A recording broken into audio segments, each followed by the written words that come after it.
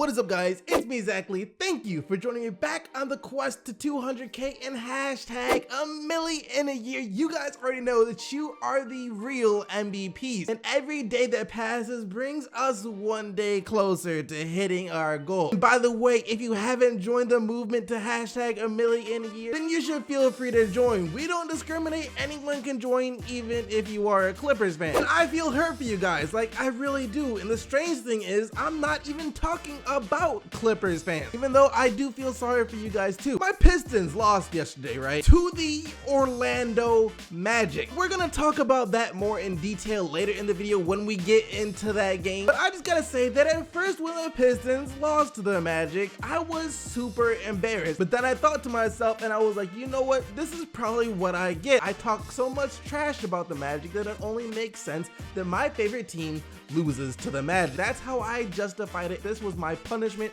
my karma. But then I saw this, and all of a sudden, I didn't care that we lost to the Magic anymore because my Pistons no longer took the biggest L of the night. We didn't have the worst loss. You guys should make that like a daily award on this show. The worst loss and the best win of the night. But then again, I don't think I can do that because I sympathize too much with the fans who had to see their team suffer a humiliating loss. I can relate too much to those fans, and last night, those were Houston Rockets fans. Y'all experienced every single emotion that an NBA fan is capable of experiencing when their favorite team is playing. From the euphoric high that you guys had when you saw the Rockets go up by 20 points in the first quarter and extend that lead to 24 heading into halftime, to the growing nervousness when you saw the Boston Celtics start to chip away at that lead in the third quarter and get it all the way down to 9 at the end of the third, to the definition of fear itself in its rawest form, when everything that could have possibly went wrong, which caused your favorite team, the Houston Rockets, to only have a 1-point lead in the final seconds of the game. And finally, to the uncontrollable rage,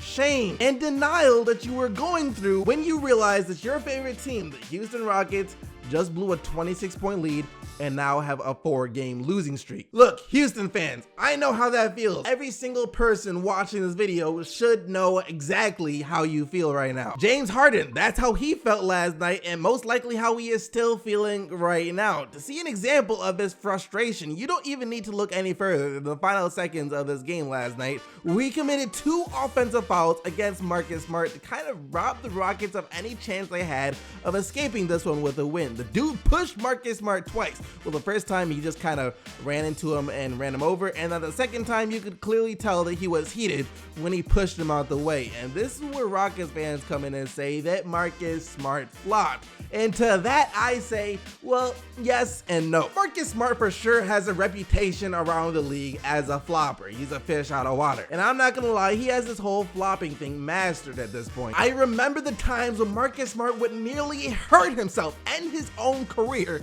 by flopping. That being said, I don't think what he did against James Harden last night constitutes as a flop. See, a flop to me is either one of two things. The first thing being when there is absolutely no contact at all, and yet the player makes it seem like there was a lot of contact. And then there's the second form of flop where there might be a little bit of contact, but then the player who receives the contact blows it way out of proportion and makes it look like they just got hit in the head with a sledgehammer. Neither of those things is what Marcus Smart did last night, because there was for sure contact and it was technically a foul. Now, was there enough contact and was it hard enough of a foul to make him go to the ground like he did?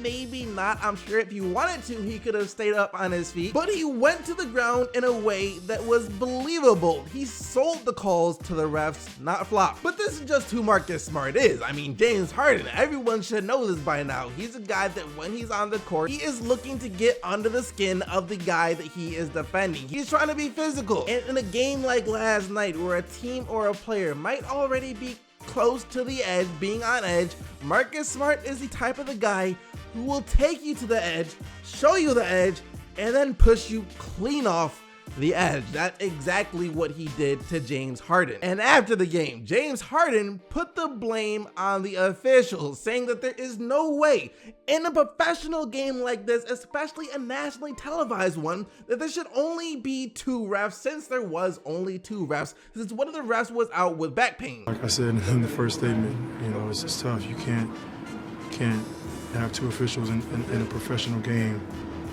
there's a lot of no calls that need to be called because that changes the dynamic of the game.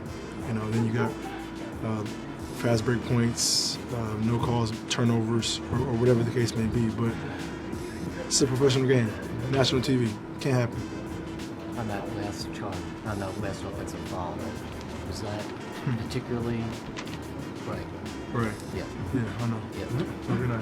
Having only 2 refs does make the game a lot dirtier. That only makes sense because guys will be able to get away with a lot more stuff. I mean, this was a game where someone like Marcus Smart would thrive in, and clearly he did. So I do believe Harden that the Celtics were getting away with grabbing him and holding him, stuff like that. But the thing is, this goes both ways. There was a stretch when the Celtics were trying to make a comeback. They were upset with the refs too. Marcus Morris and Brad Stevens both picked up the technical foul for yelling at the refs during that period. And even more importantly is that the Rockets blew a 26-point lead. You can say that, yeah, there only were 2 refs, so the Celtics did get away with stuff, but there were still only 2 refs when the Rockets were able to build that lead in the first place. At the end of the day, when you blow a 26-point lead, you can't look at the refs and be like, we lost because of y'all. And this is coming from a James Harden fan. They didn't play last night, but we got to talk about the Phoenix Suns for a second here. I know, who on earth talks about the Phoenix Suns nowadays? Trust me, when I woke up this morning, I didn't expect to either. But they're now giving Devin Booker the LeBron James treatment. And what I mean by that is they are handing the keys of the organization to Devin Booker. They're going to include Devin Booker in every decision they make from here on out. With his emergence and importance to not only what we're doing in a short term,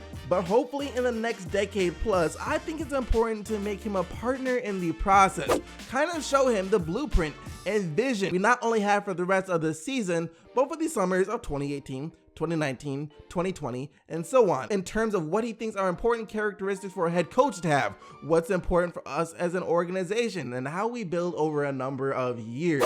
That's what the general manager of the Phoenix Suns said, and now let me give you a translation, the Urban Dictionary version of what he said. Devin Booker is all we got. Right now we suck, and with the way things are going, Devin Booker is going to leave us. So since we don't really know what we're doing or how to build a good team, we're going to let him decide all the moves we make from here on out. Why? Because even if we don't get better, at least he should be happy being able to do anything he wants on this team. And if he's happy, then he shouldn't leave us, because if he leaves us, then I'm most likely out of a job. That's pretty much what he said, and it's pretty funny because they handed the keys to an organization over to a third-year player. He actually out here getting the LeBron James treatment, and I'm not gonna pretend like other players probably don't get the same thing. I'm sure guys like James Harden, Russell Westbrook, basically any superstar in the NBA gets treated the same way, where the team they are on will want to let them know what their plans are for the future. It's only natural to want to keep your superstar level guys happy, but then again, Devin Booker isn't even a superstar yet, and he's only in his 3rd year, and most of those other guys are on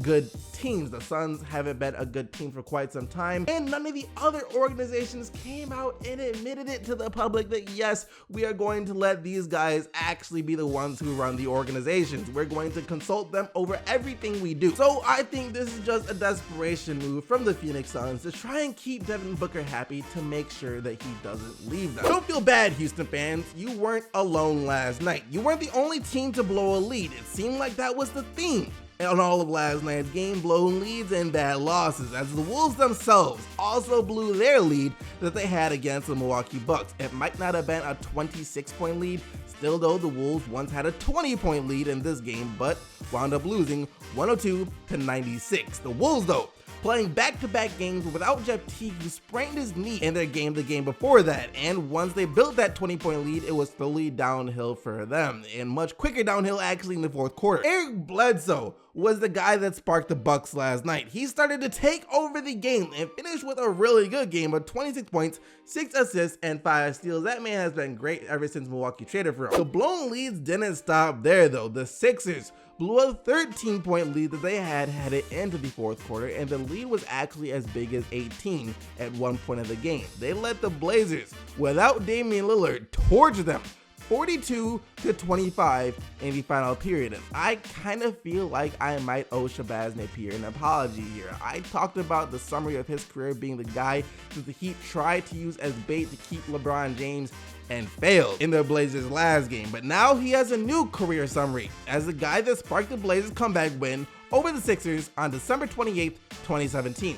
That's actually still kind of sad, but you know, he's not a bad player. He's a solid backup. He scored 15 of his 23 points in the fourth quarter, while CJ McCollum added 34 for Portland. This was the only game that didn't involve any sort of comeback or bad loss, and of course, the team involved in this game was the San Antonio Spurs. They're not very familiar with the words comeback or bad loss. Most of the time when a team comes back in a Spurs game, it's the Spurs themselves doing the comebacking, and they were able to dispatch of the young Knicks relatively easily last night, even without Kawhi Leonard, was out due to rest 119-107. Paul Gasol continues to play really well. 17 points, 11 rebounds, 7 assists. I honestly have no clue what happened to him, but as of late, he has been playing his best stretch of basketball ever since he joined the Spurs. For the Knicks though, Frank Ntilikina, this guy doesn't get talked about much. The last time we talked about him was when he was involved in that whole thing with LeBron. But he had a really good game yesterday with 9 points, 11 assists, and 3 steals. And he also impressed another point guard from France, Tony Parker, who said after the game that the Frank kid has what it takes to be a special player in the league. So I know that has to be cool for Ntilikina to hear. This right here is what all of us Pistons fans were afraid of. In the beginning of the video, I said this was sort of karma for all the jokes I made about the Magic. That was my way of rationalizing things. And I don't like using missing starters as an excuse, especially when you're playing against a team like the Magic, but I had a feeling that without Reggie Jackson, our bench would suffer, because without Reggie Jackson, Ish Smith had to start for the Pistons, and that's not like a bad thing or anything, since he is a pretty good player. He had 18 points, 7 rebounds, and 5 assists last night, but with him playing in the starting lineup instead of the second unit, I was gonna come out and say it, the second unit for the Pistons last night was trash. They couldn't get anything going on the offensive end, only scoring 12 points, while Orlando's bench, on the other hand, had 33. And this could be a pretty serious problem for the Pistons in the next couple of months. Orlando wins 102-89 thanks to Elfrid Payton and his 19 points, 8 rebounds, and 8 assists. That wraps up all the action from last night, though. You guys go vote for the player of the day by clicking this little card right here. Just remember though, the only players whose team won are eligible to win player of the day. And of course, yesterday you guys selected none other than Rajon Rondo and his 2 points and 25 assists as the player of the day. But thank you guys so much for watching the video. Make sure to smack that like button, as well as subscribe to the channel to join the quest to 200K and hashtag a milli in a year, and to stay up to date with everything that goes on in the NBA on a daily basis. But until tomorrow, keep getting the bucks, Team SDC, and I'm out of here. Peace.